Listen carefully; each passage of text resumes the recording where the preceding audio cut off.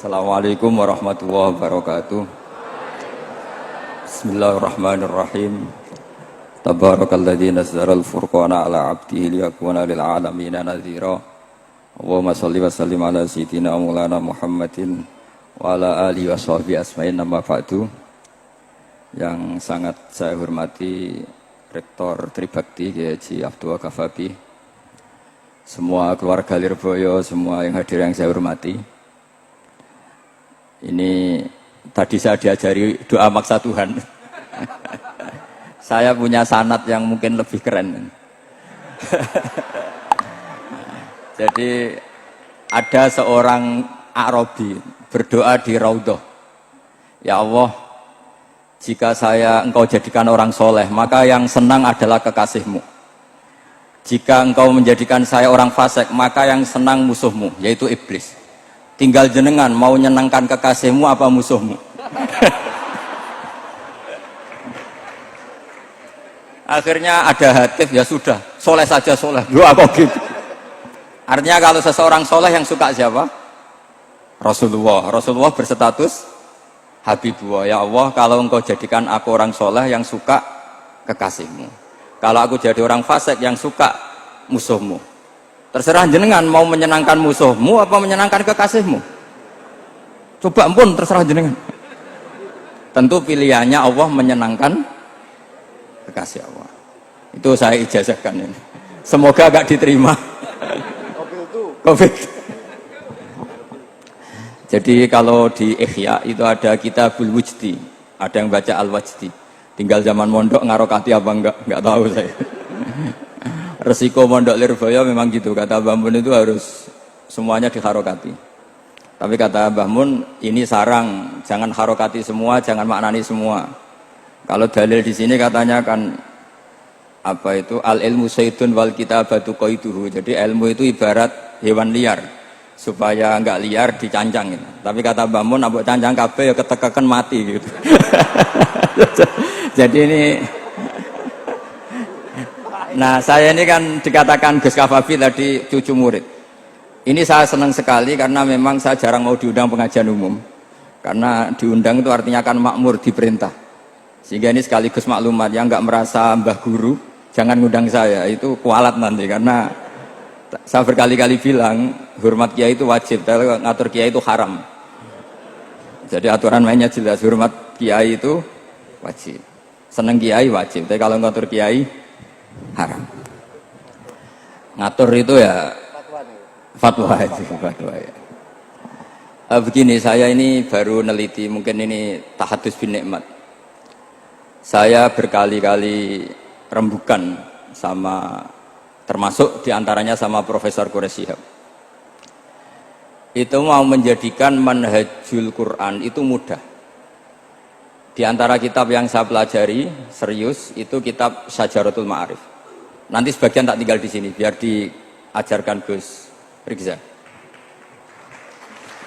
Itu rencananya PSG Pusat Studi Qurannya Pak Quraish itu menerbitkan itu. Sementara ini sekarang di UI Universitas Islam Indonesia saya juga ngajar kitab itu. Kitab itu begitu mudah menjadikan Quran itu pegangan. Kalau di sini katanya mau dimilenialkan itu, milenial itu. Itu begini, misalnya begini. Ini saya beri contoh. Jadi peristiwa-peristiwa khusus yang ada di Quran itu ditabwib secara umum. Jadi ini saya nanti tidak guyon supaya Gus Rizza agak kelihatan kalah, karena kalau guyon-guyonan itu menang saya. Saya ini orang Pantura. Saya misoh saja ada dalilnya. Karena memang dalam tarikh-tarikh itu gitu. Ini Muhammad ponakan kamu, kata orang-orang kafir. Saffaha ahlamana wa sabba alihatana. Semoga gak ada yang menerjemah wa sabba alihatana. Kitab itu mudah sekali. Misalnya begini, saya beri sekian contoh, mungkin 3 sampai 4. Babu nafil ibad bikullil bilad. Bab kalau seseorang itu harus manfaat di mana saja dia berdomisili. Terus beliau secara mudah bilang qala ta'ala hakian an Isa bin Maryam wa ja'alani mubarakan ainama kuntu. Saya adalah orang yang hidup di mana-mana itu membawa apa? Berkah. Terus beliau memberi judul secara umum Babu Nafil Ibad Bikullil Bilad. Sehingga saya di Rembang, di Lirboyo atau di mana saja, etikanya satu, harus bermanfaat. Setidaknya manfaat kalau ada orang ingin menang ya saya ngaku kalah lah. Kalau ada orang yang ingin saya diangkat jadi murid ya oke, saya jadi murid beliau. Enggak masalah. Karena bagian dari kesalian itu tawaduk. Pasti yang tawaduk jadi wali karena man tawadu'a rafa'ahu Allah. Yang kumo luhur jadi guru pasti tidak jadi wali.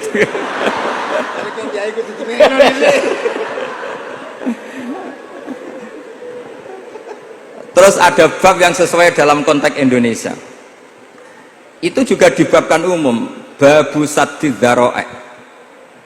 Bab menutup pintu potensi-potensi yang enggak baik. Terus beliau mengutip qala ta'ala wala tasubbul ladzina yad'una min dunillahi fayasubbullaha adwam bighairi ilm. Jadi dulu para sahabat saking semangatnya berislam, itu saking semangatnya itu sering bilang jancuk Lata, jancuk Uzza. Jadi ini tidak jauh-jauh dari Misah karena memang sudah dicap cangkem elek tadi. Terus mereka tanya, lalu kalau Tuhan saya jancuk, bahayanya jancuk juga Tuhan kamu? Akhirnya Allah bilang gini, Muhammad, umatmu kandhane aja misoi brolo, kurbane aku. Makanya terusannya ayat fayasubbuha adwam bil khairi. Dan itu oleh Syekh Izzuddin bin Abdissalam yang dikenal sebagai Sultanul Aulia itu dibabkan mudah sekali. Babu saddid dzara'i.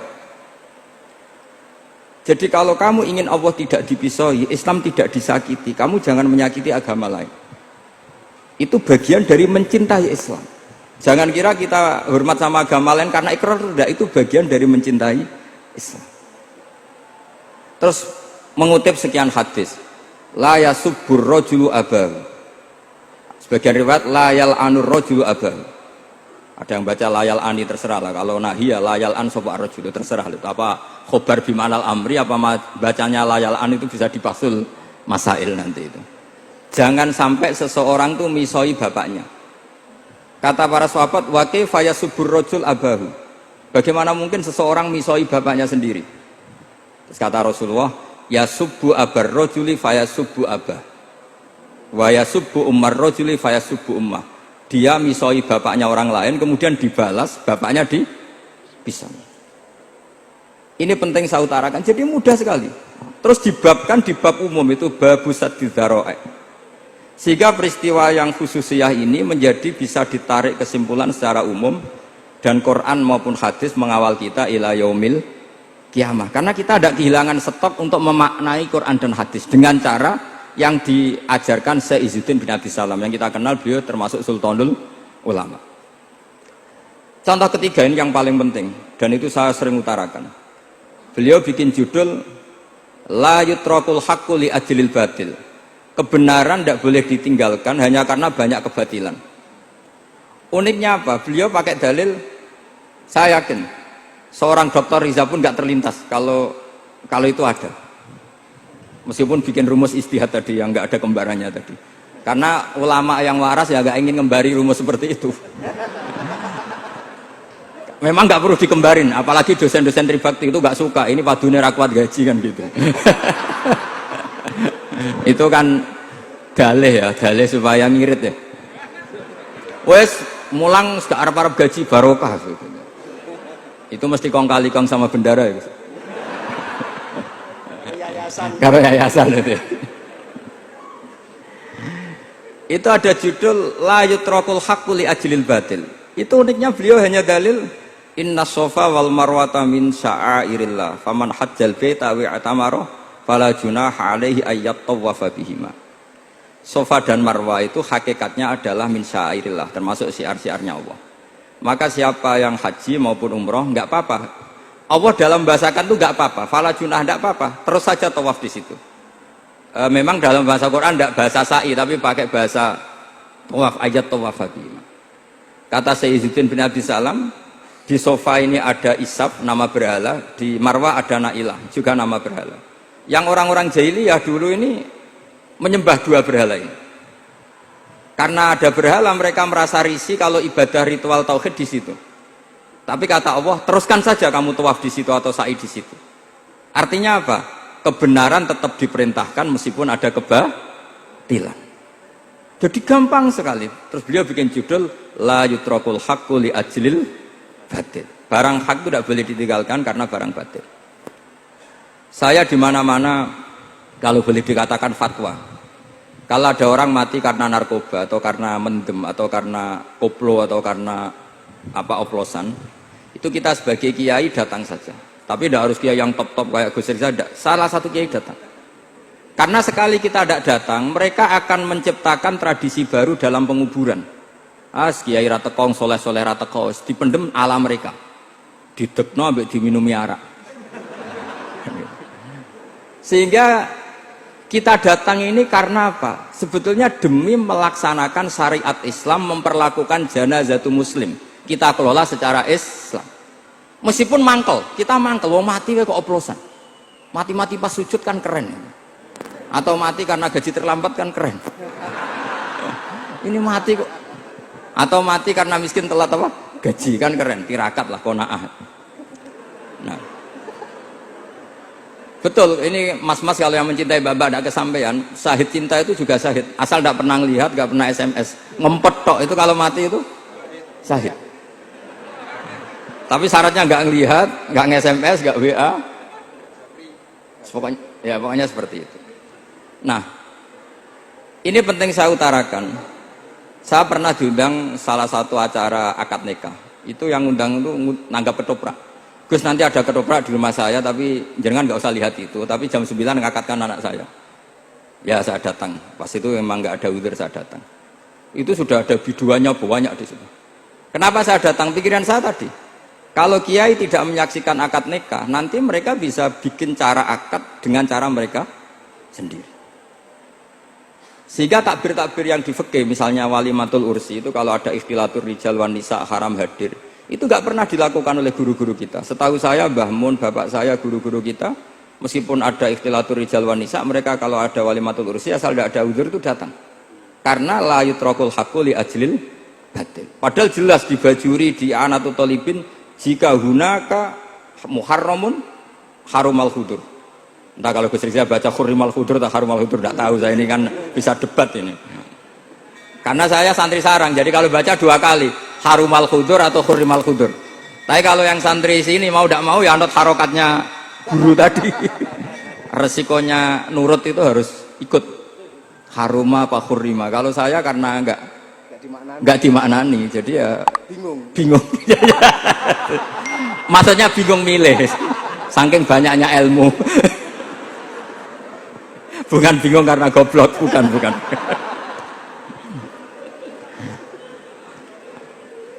Ini penting saya utarakan. Jadi judul itu penting sekali. La yutrakul haqqu li ajlil batil. Contoh keempat, babu tolabil manzilah. Seorang yang terpercaya itu boleh cari pangkat di pemerintahan. Beliau dalilnya gampang sekali. Yusuf ketika merasa mampu mengendalikan ekonomi, ketahanan pangan zaman itu, beliau matur ke Aziz, ke penguasa Mesir, qala ja'alni ala khazainil ardh. Jadikan saya sebagai pengelola hasil bumi. Ini hafizun alim, saya ini orang terpercaya, saya ini orang yang pinter.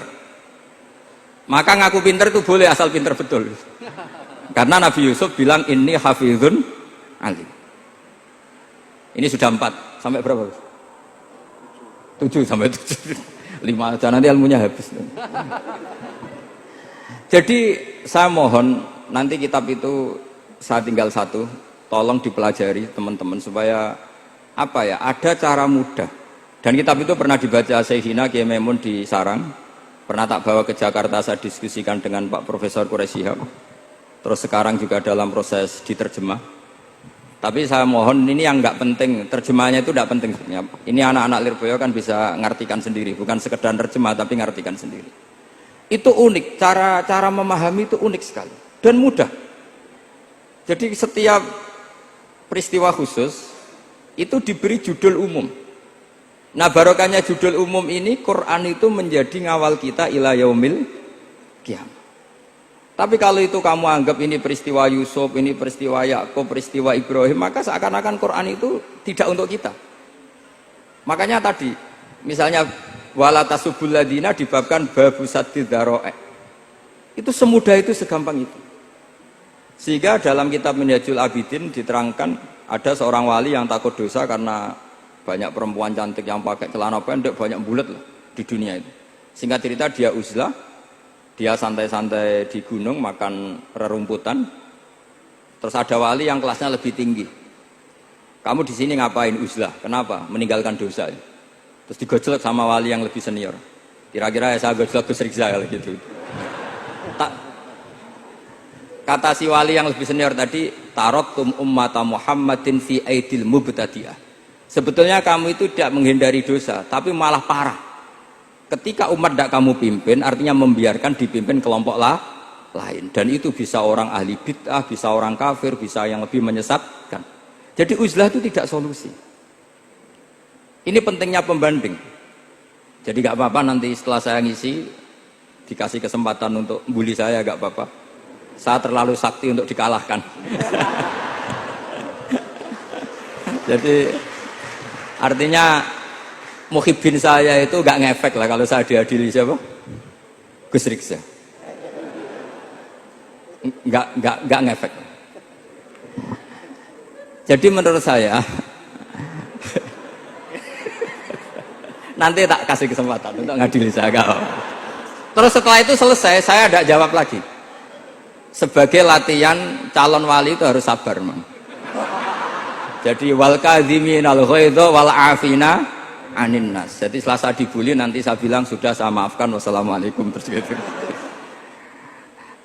Terus contoh yang paling ekstrim gini Gus Rizal, ada contoh babu jawazin namimah limaslahatin. Bab boleh adu-adu. Adu-adu itu mengadukan satu peristiwa yang buruk ke orang lain karena maslahat. Itu contohnya unik sekali. Saya ini bingung, masa ada namam atau namimah kemudian ditoleransi. Terus beliau pakai dalil wajah arojulum min aqsal madinati yas'a. Qala ya Musa innal mal'a ya'tamiru nabikal yaqtuluka fakhrus innilaka minan nasihin. Musa, saya ini pegawai kerajaan Fir'aun. Saya termasuk perwira di kerajaan Fir'aun. Saya tahu rapat tadi malam itu memutuskan menangkap kamu untuk dibunuh. Maka kamu harus secepatnya keluar dari Mesir. Itu kan sebetulnya tipikalnya agak namimah, adu-adu, tapi limas lahatin. Itu mudah sekali kitab itu.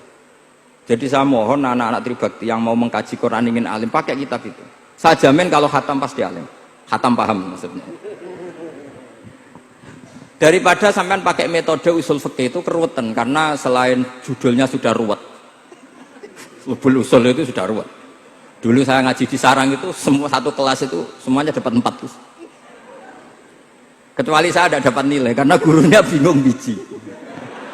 Tidak tahu bingungnya itu karena dianggap terlalu alim atau terlalu goblok, tidak tahu saya.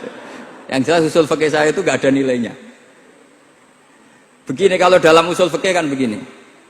Ya ini agak menghormati pasca sarjana, jadi agak-agak ruwet biar kesannya itu ya intelek atau pinter lah gitu. Kalau guyon terus itu kan nganggap sampean itu isane mau paham guyon itu. Jadi kan ngregani orang seperti orang guyon terus itu. Tapi ini agak serius. Begini. Misalnya saya sebagai kiai ngundang Zaid, kamu ke sini. Saya jelas nyebut Zaid ke sini, ada tamu. Sebetulnya saya ingin Zaid apa ingin cah dalam siapa saja asal bisa melayani tamu. Zaidun itu zikrul ba'di wa iradatil kul apa zikru zaidin fi ainihi. Itu kan jadi perdebatan di ilmu usul fikih. Ketika Zaid gak ada, terus di situ ada pelayan yang bernama Bakar Umar gak datang, pasti kayaknya marah. Cek sombong ya santriku, tak udang ra ono sing moro. Terus misalnya anak-anak bilang, "Pak Yai Anda kan tadi manggil Zaid, gak manggil kita." Cek gobloke maksudku ono sing nyuguhi teh. Ora kudu Zaid, Bakar Umar yo kena. Bocah kok goblok kan mesti gitu. Artinya gini, menyebut aktor dalam Quran atau hadis itu yuradu syakhsun bi'ainihi, apa itu bagian dari zikrul ba'di wa iradatil. Sehingga semua peristiwa di Quran entah itu nyebut Fir'aun berarti mewakili orang togo, orang yang lanjut. Menyebut Musa mewakili orang baik. Apa bagaimana? Itu jadi perdebatan. Lah itu di kitab usul fikih itu penjelasannya ruwet sekali. Sehingga mungkin misalnya begini dalam satu kaidah usul fikih. Hormati tamu yang datang ke saya, siapa saja. Setelah itu saya ralat, hormati Zaid jika datang bertamu ke saya. Dalam usul fikih itu potensi Zaid ini menjadi mukhassis, berarti siapa saja menjadi batal karena ditaksis kata Zaid. Ada potensinya begini, siapa saja tetap berlaku, dan kiai menyebut Zaid adalah zikru ba'di afrodi dzalikal kulli, menyebut individu dari kuliah yang masuk. Jadi tetap hormati tamu siapa saja. Yang termasuk siapa saja adalah Zaid. Apa siapa saja tidak menjadi hukum karena terganti hanya khusus Zaid. Itu jadi perdebatan di perdebatan usul fikih. Jadi terlalu ruwet. Tapi kalau di kitab tadi yang Sajaratul Ma'arif karangannya Izzuddin bin Abdissalam, itu gampang sekali. Saya baca itu min awali hatta akhir itu tidak ada yang iskal, gampang sekali, mudah sekali. Karena tadi mungkin dikarang ahlinya dan dibaca oleh ahlinya, jadi gampang sekali ini. Jadi semudah itu. Istidlal itu gampang sekali. Ya saya ulang lagi tadi, karena ditulis orang ahli dan dibaca oleh orang ahli. Tapi saya pastikan kitab itu tuh mudah sekali. Kenapa saya menyarankan begitu? Karena begini. Sekarang tuh banyak orang menafsirkan Quran karena hanya melihat terjemah atau dengar-dengar dari orang lain. Sementara kita yang gudangnya, kita ya semua lah, santri, sarang, lirboyo semua, itu tidak mau memulai. Andai kan kita mau memulai, maka kita akan tahu apakah zikrus syek itu menjadi takyin, harus itu, atau zikrus syek itu zikrul ba'di wa iradatil qul. Saya beri contoh masalah hukum fikih, karena ini bidang saya. Saya dulu ketika muda sering makili Anwar Musyawarah di Lirboyo. Dulu yang makili Lirboyo Gus Isom. Gus Rizza belum musuh saya dulu, belum musuh saya dulu. Jadi kalau musuh saya itu terlambat, saya sudah sufi, sudah agak ahli fikih, sudah pensiun, bukan karena sudah bodoh, tapi sudah ben diurusi sing nom-nom gitu. Sudah makam saya sudah ndak itu sudah. Ndak tahu entah makam saya dari mana, ndak tahu saya. Misalnya begini, saya beri contoh. Di antara yang nggak boleh dalam pernikahan adalah wa antajma'u bainal ukhtain. Menikahi mbaknya plus adiknya, fi nikahin wahid, tahta rajulin wahid. Jadi nggak boleh mempoligami mbak bersama adiknya. Kalau kita percaya zahirun nas, maka yang haram hanyalah wayoh atau berpoligami mbak dan adik.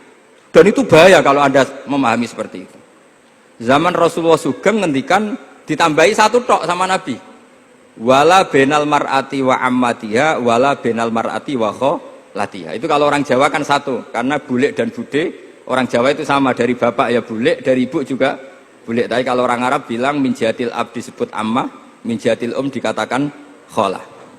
Nabi zaman Sugeng itu hanya nambah itu tok. Juga gak boleh menikahi ponaan plus buleknya atau menikahi buleknya plus ponaannya. Kemudian oleh ulama fikih ditambahi satu kaidah. Dua perempuan yang kalau saja laufurido itu kalau saja diandekan yang satu lelaki tidak boleh nikah, maka orang ini tidak boleh dijamu dikumpulkan tahta rajulin wahid. Berarti memasukkan siapa saja? Mbah dan cucunya, perempuan dan buleknya, perempuan dan saudaranya. Nah, artinya gini, andekan yang disebut Quran itu menjadi itu saja hukumnya, maka yang haram poligami hanya mengumpulkan mbak dan adiknya, karena Quran hanya bilang wa antajma'u bainal ukhtain. Tapi tentu itu kebodohan. Mesti gak tahu ngaji usul fikih. Kitab yang pantangannya orang banyak, ya pantangannya gurune bareng. Jadi itu bukan pantangan muridnya saja, ya pantangan gurune bareng. Akhirnya apa? Itu kita analisis bahwa ini mimbabi dzikril ba'di wa iradatil qul. Mungkin ada ulama yang era Imam Syafi'i meredaksikan wa antajma'u bainal ukhtain ibaratun anil jam'i bainal mahromen. Apapun itu, tetap ukhtain di sini itu satu percontohan mengumpulkan dua perempuan yang ada hubungan mahram, entah karena saudara kandung atau bulik bude atau mbah sama cucu. Lalu pertanyaannya, kenapa Quran tidak menyebutkan mbah dan cucu? Kebayang nggak misalnya Gus Rizza nikah orang perempuan cantik umur 25 plus mbahnya umur 70 tahun? Nggak mau membayangkan. Katanya tidak mau membayangkan. Artinya gini, orang waras itu tidak akan melakukan seperti itu, maka nggak perlu dilarang. Tapi nak rabi bae sesuai gedon, jebule ayu adi itu banyak. Terus dongano bae mati itu banyak itu mungkin. Sehingga yang potensi bahaya itu wa antas mau penal ukten. Karena yang potensi nakal itu ya itu tadi. Ron ambake luwe ayu rabi adike, semoga kalau sedang keluarga orang lain ceraikanlah. Dungane maksa. Dungane maksa niku wae.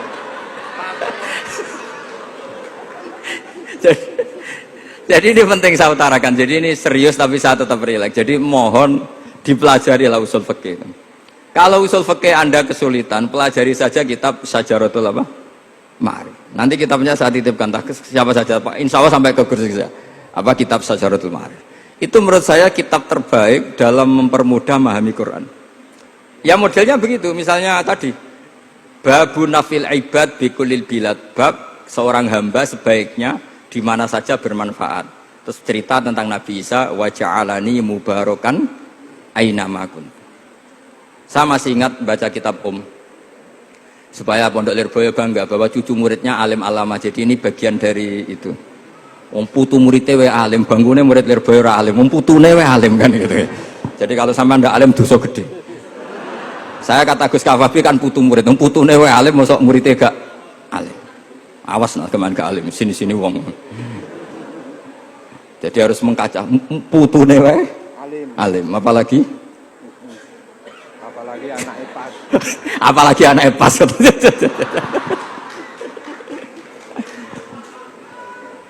Jadi tadi sampai mana Gus? Lupa ya. Sampai adik ayu. Adik ayu. Mbak E sing ayu. Ditungakno tadi. Iya, ditungakne bentang mati adike oleh Mbak E. Tapi adiknya mati Gus. Saya teruskan lagi ya. Jadi kalau saya masih ingat baca kitab karangannya Imam Syafi'i dalam tema yang mirip ini. Ketika beliau ditanya, boleh ndak seorang lelaki uzubah tidak nikah?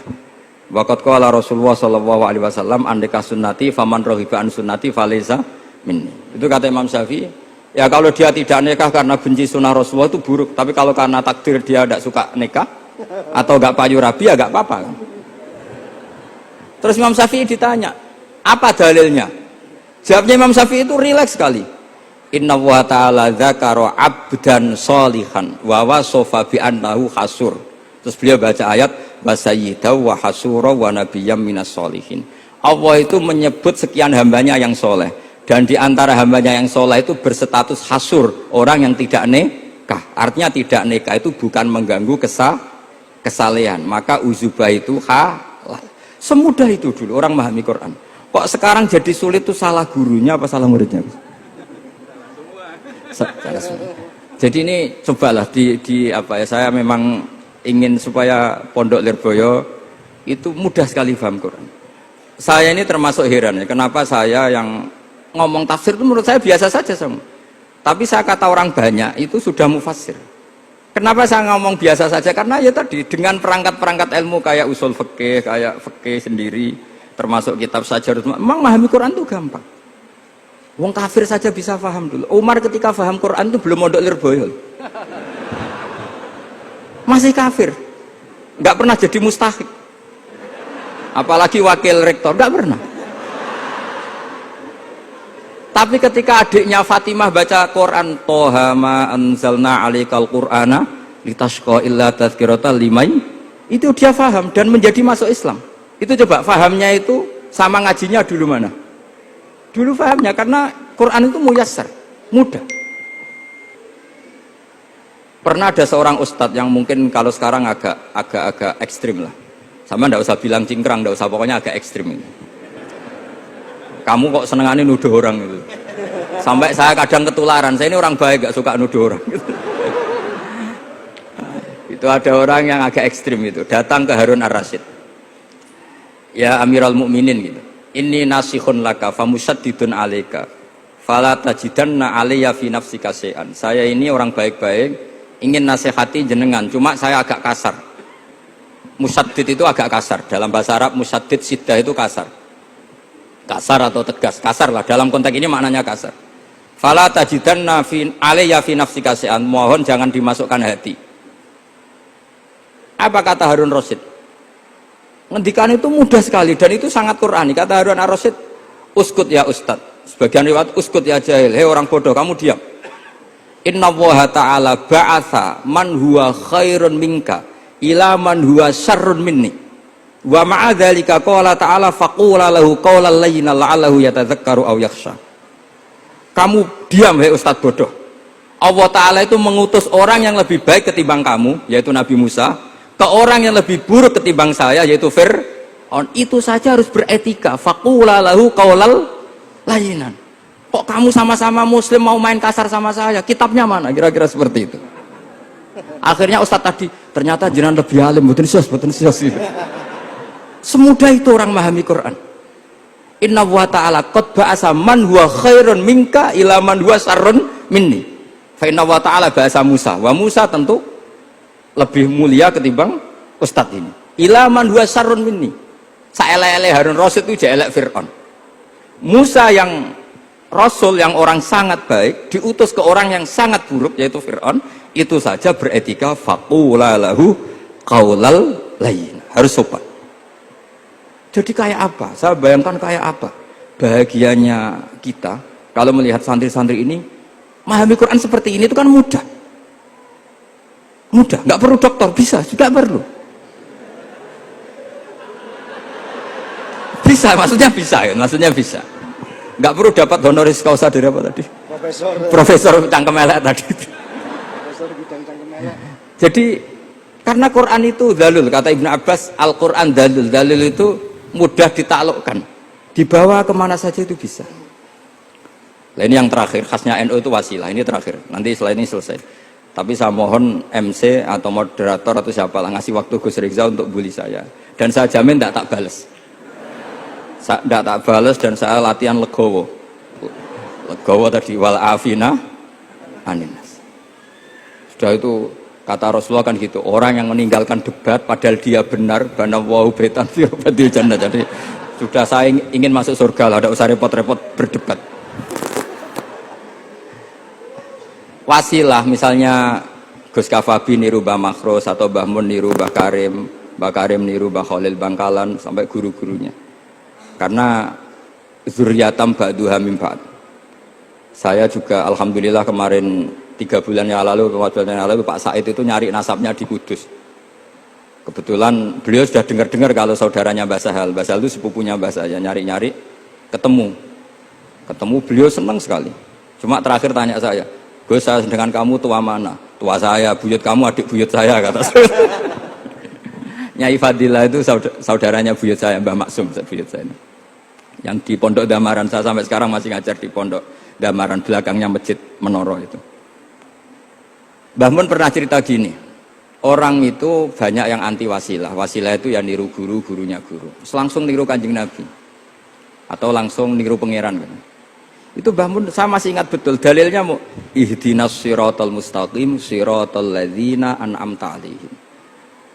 Jalan yang lurus adalah mengikuti orang-orang yang telah engkau beri nikmat. Kenapa Allah tidak ngendikan siratoka, jalan kamu, jalan engkau? Allah itu tidak makan. Bagaimana cara kita niru Allah makan? Wong Allah tidak makan. Allah tidak tidur. Bagaimana kita niru Allah tidur? Fa inna Allaha la ya'kulu wa la yanam wa la yashrab. Nah, niru itu ya orang, kata Bamun, karena manusia itu hadis, Allah itu qadim. Jadi tidak ada hubungannya barang hadis dan barang qadim. Jika kalau ingin niru ya niru manusia. Manusia itu siapa? Ya tentu masternya Rasulullah.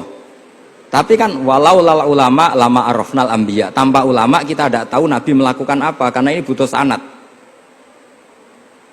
Masyhur itu, walau la murabbi lama arafna rabbi. Tanpa murabbi kita tidak tahu rabbi. Nah, ini penting saya utarakan, sehingga di Quran itu setiap orang baik itu disebutkan orang-orang baik itu siapa?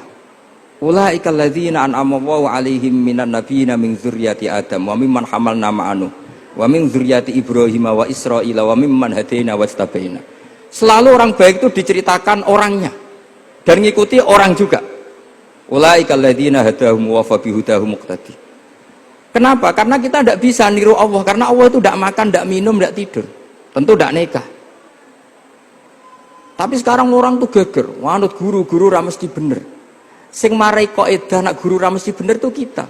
Kita setiap ngajar di Lirboyo di Sarang bilang selain Rasulullah Muhammad tuh tidak maksum. Jadi mereka ketinggalan kalau ngomong kiai ra mesti bener. Tahu kita mulai kecil diajarin selain Nabi kok ora maksum. Dekne ora ilmu anyaran kok ngandani sing mulai bayi alim, itu kan lucu. Kita mulai dulu tahu selain Nabi itu tidak maksum. Kok malah dikandani kiai tidak mesti bener, kenapa diikutin? Udah tahu kalau kiai tidak mesti bener. Cuma kalau kiai tidak mesti bener, nak kue mesti ra bener. Lagi-lagi gerakan cangkem elek kan gitu. Kalau kiai itu hanya mungkin tidak bener, kalau kamu mesti tidak bener. Ini penting saya utarakan sehingga mudah sekali. Apa dalilnya wasilah? Ya kita jawab saja. Ihdinas siratal mustaqim, siratal ladzina an'amta alaihim. Semudah itu Quran dipahami ahlinya. Tapi sekarang kok memahami Quran jadi sulit? Saya menjadi tidak tahu. Ya seperti tadi Izzuddin bin Adi Salam itu banyak dalil la yutrakul haqqu li ajlil batil. Itu contohnya itu hanya innas sofa wal marwata min sya'airillah. Ketika sofa dan marwah belum steril dari berhala-berhala itu, ketika Ka'bah belum steril dari berhala-berhala itu, Nabi tetap tawaf di Ka'bah, tetap sa'i di sofa dan marwah. Kemudian itu disimpulkan la yutrakul haqqu li ajlil batil. Segampang itu agama. Tapi kenapa menjadi sulit? Jadi saya mohon sekali karena kitab itu sedang dikaji di BSG Pusat Studi Quran, juga dikaji di pondok saya. Dulu Syekhina Maimun pernah baca juga. Sekarang di UII yang ngajar saya. Jadi saya ingin, dan itu diajarkan ditulis lah oleh ulama sing ma'ruf, bahkan gelarnya Sultanul Ulama. Dalam kasafnya Sayyid Abil Hasan Asyadzili, dalam kasaf beliau mengatakan, saya pas kasaf dengar satu suara, satu hatif, ya Ali, ma'ala wajil ardi, tidak ada di muka bumi ini kajian fikih sing abha, yang lebih bersinar, yang lebih moncer ketimbang kajian Izzuddin bin Abdi Salam. Dan tidak ada kajian ilmu hadis mengalahkan kajian Abdul Azim Al-Mundhiri yang ngarang At-Targhib itu. Era Sayyid siapa? Abil Hasan Asyadzili. Dan tidak ada kajian ilmu hakikat sing abha min majlisika. Dan alhamdulillah kita punya kitab itu, Qawaidul Ahkam, Syajaratul Ma'arif, Izzuddin bin Abdi Salam. Juga kita punya kitab Abdul Azim Al-Mundhiri karena kita pakai At-Targhib At-Targhib itu mukhtasornya Muslim juga. Dan tentu kita juga punya Abul Hasan Asyadzili karena kita rata-rata ngaji hikam, kita tahu hikam adalah muridnya Abdul Abbas Al-Mursi dan beliau adalah muridnya Abul Hasan Asyadzili. Sehingga kita insya Allah ngalami dzurriyatam ba'duha min ba'd. Baik dzurriyah nasabiyah maupun dzurriyah sababiyah. Kayak saya tadi dikatakan Gus Kawabi putu Lirboyo karena Mbah Mun ngaji di Lirboyo. Dan saya bangga karena bisa bully jenengan semua, nak putune wae alim maupun meneh anake. Mun sepakat iki nak putune wae alim maupun meneh anake. Pun assalamualaikum warahmatullahi wabarakatuh.